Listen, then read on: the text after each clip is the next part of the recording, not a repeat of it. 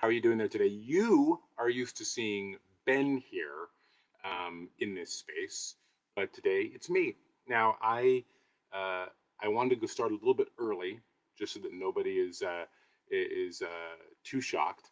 And I also want to make sure that my sound is coming through. I was having a few issues with the laptop here. So let me know if that's working well. Okay, as soon as somebody pops on. So, Josh today, not in the coffee workshop like Ben would be, but I am in our RV coffee workshop. And usually I do little videos here to talk about like simple ways of brewing, right? When we're in the lab, right? Or sometimes even in the workshop, we get pretty technical, but I just like to do things really simple when I'm on the road, whether I'm camping or whether I'm here in an RV. Just easy ways to do things when it's kind of I'm outside of my standard kitchen kingdom. So today we're going to be doing the Moka Pot. Now you will recognize the Moka Pot, of course. That's what it looks like. You've seen them, right? Oh, sound is great. Thank you, Angeline. I appreciate that. So looks like sound is good. So Moka Pot. Here are the components to it. We have this, which holds water. The one distinguishing thing you'll notice about it is this little valve here, which is a pressure relief valve. Very important. We'll speak about it when we fill it. Important to know where that's located, and also to look at where it's located on the inside of the. If I can show it to you there. You see, I'm backwards, and there it is. See it right in there. You want to be able to make sure you know where it is when you use the Moka Pot. Another component, again, really simple: brew basket. Just like all sorts of different brew baskets and filters you use in other ways of making coffee, Moka Pot has one too. It's going to fit right into the water container. And then it has this top component, which has a rubber gasket and another perforated surface, which is slightly concave, which allows water to be pushed up through pressure and heat up through this stem. It gets pressed up through the basket into this container up here, which is then where the coffee shows up. So those are the elements of the Moka Pot. I want to show one thing to you. If you have one of these, you may or may not know this, that this little gasket here, if you just pop a little fork or a little knife in there, you can pop these out. And it's important to do that after you use it every time, just to keep them clean. Just wipe them down with an acrylic sponge or even just a washcloth if you do it after it's cooled off. And then it just pops right back into place. Pop it out, clean it off, clean the surface underneath it as well. It's just good because just like with an espresso machine, those gaskets are important for maintaining a seal under pressure. And if oils build up on them, they can, that can cause a problem and they break down. You can buy replacements, of course, for the gaskets, but, just wipe them off once a week, maybe if you use this pretty regularly. After every use would be ideal. So, just about maintenance. Now, sometimes when people, maybe some other tutorials you've seen using the Moka Pot, they'll have you start with hot water. Usually you take water just off the boil, put it into the container here, and then put it on the heat. I'm going to do something a little bit different today. I'm going to do it the simplest way possible, which is just using water that is ambient temperature. So I am going to use, of course, filtered water. So by whatever filter method you have. And the reason I'm doing that is because what I'm attempting to do is when the heating process begins, and it'll take about 3.5 minutes to get the water to start coming up through. But up till that 3.5 minute mark, water will actually start saturating the coffee. And much like when we practice blooming with other techniques of coffee brewing, I don't think that there's any damage with that occurring. It actually is beginning to pre-saturate the coffee, and I do not feel that water at that temperature is going to hurt the grounds in any way. In fact, it's going to allow them to be, I think, more effectively have coffee more effectively extracted. And I also know, and there's a study I'll put into the comments, which is a little bit intense, but it talks about what occurs at the end of the process when the coffee has reached boiling and begins to press up through really rapidly. You'll see it happen. It happens really quick. That at the end, this when the water is has continued its process, it pushes up this load of steam, and that can often perform a function of over extraction that may lead some folks to think of the mocha pot as being a bitter, a cup of coffee that's bitter.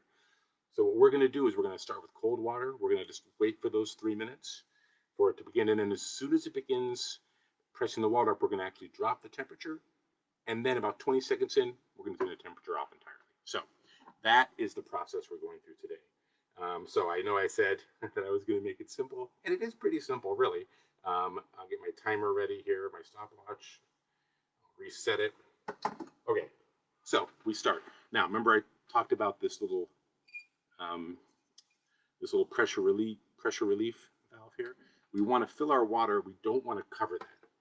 So ambient temperature water, it's been filtered. I'm a little bit too much, so I'm going to pour a little bit off. There we are. Cool. You don't really have to measure your coffee perfectly either.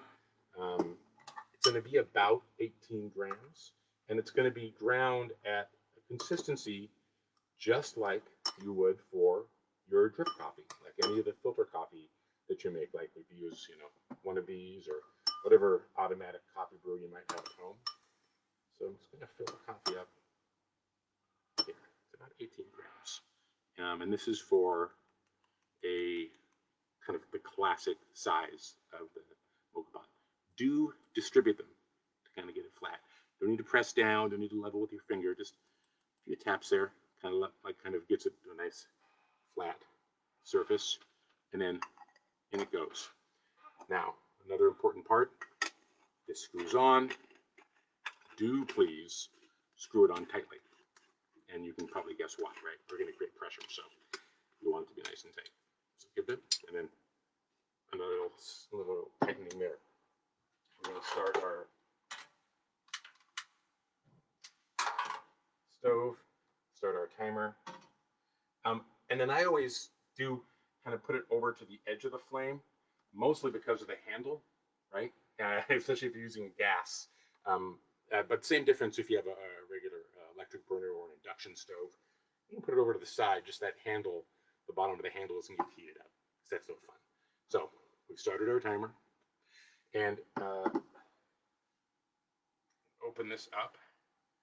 And I think I'll do, if you don't mind, you might get a little dizzy. It's going to be a little Blair Witchy. I'm going to move the laptop over so you can look inside as soon as they call it the percolation. It's not really percolation. Starts as soon as the extraction starts and it starts pouring out. So you can kind of watch the amount of time it takes, because we're about a minute in now. The water is heating up. Remember, we started from ambient temperature water, so it's not going to be as fast. We have to actually boil the water to create the pressure, to build up the steam, and then to push that water up through those grounds. So while we're waiting for that, I'll ask you how your week has gone. It's Friday. I hope that you have a weekend planned for yourself, or if you're getting outside. It's lovely here where I am, and that's why we're here in the RV. I think it's probably going to be used soon. Now, this is actually not my RV. If you know our adventures right now, we have sold our home, my wife and I, my son, and so we are staying with my parents, and this is where I live now, is in their RV. Isn't that fun? But it's great because I have, you'll laugh here, of the kitchen space we use here, the majority of it is of course taken up with coffee brewing methods. It's just the way things are. It's the majority of what I spend my time in the kitchen doing these days, is making coffee. All right, so let's see if I can hear it. Yep, starting to build up. We're at about 2 minutes, 14 seconds.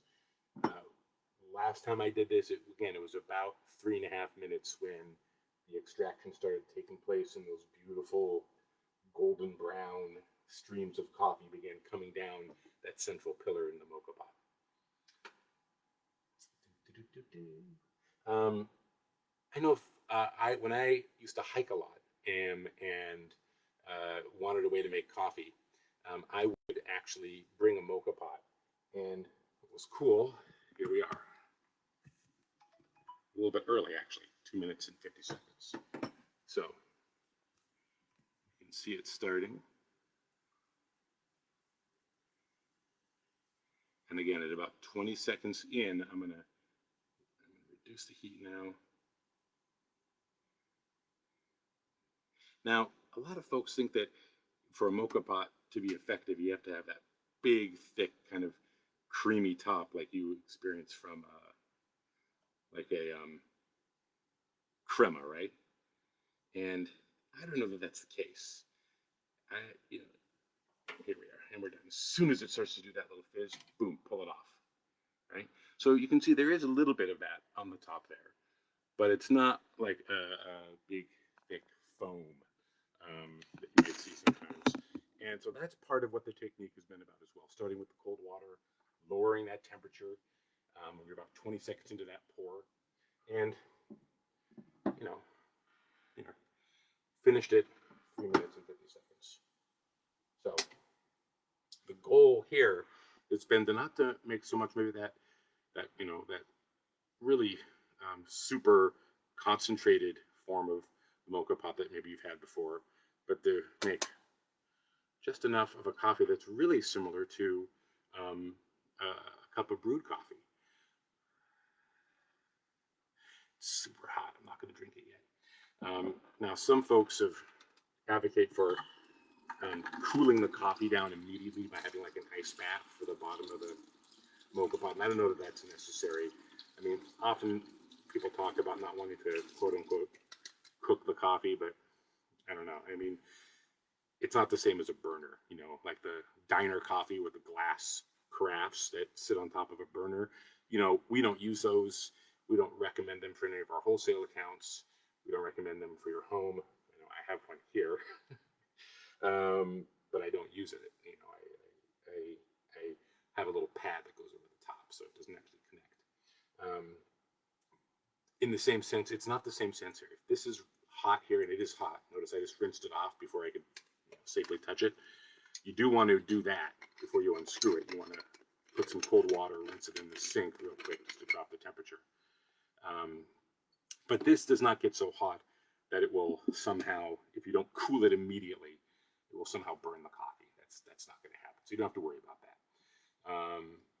And I think, honestly, brewing in this way from cold water makes a nice cup of coffee that is not really substantially stronger in its essence. It's not like an espresso. It's not a full cup of espresso extraction. The ratio is not designed that way, at least for the water to coffee.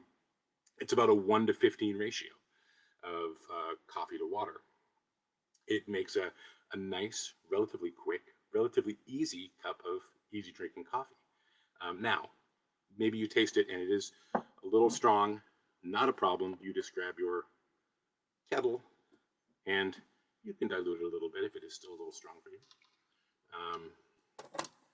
And then, yeah, that's good. That makes me happy. So, pop into the comments. Would this also work on an electric coil stovetop? Actually, it absolutely would. It definitely does. It works on a campfire too, right? You just have to apply heat to this metal bottom. And as I said with the gas, or in this case propane, I always move it to the edge. You can do the same thing on your electric stovetop. Just move it over to the corner of the circle, so that this little handle hangs off the end, right? So don't put it in the center of the burner. Move it over to the side. And yeah, depending on how high you put the burner, it should heat up in the same amount of time. So that is the Moka Pot, the classic Moka Pot. You've seen them everywhere. Violetti is the big distributor of them. I believe we have them in our stores. I don't think we offer them But what we do offer online is the coffee that I brewed today, which is the Guatemala Finca El Valle. Excellent. Um, I'm also excited this weekend because I got my multitasker, which I hope you have gotten as well. I drank through all my puddles, and I also have our Gucci, our Ethiopian Gucci, which I love natural processed coffees. I just can't help it. Something about them, they just give me my sweet tooth.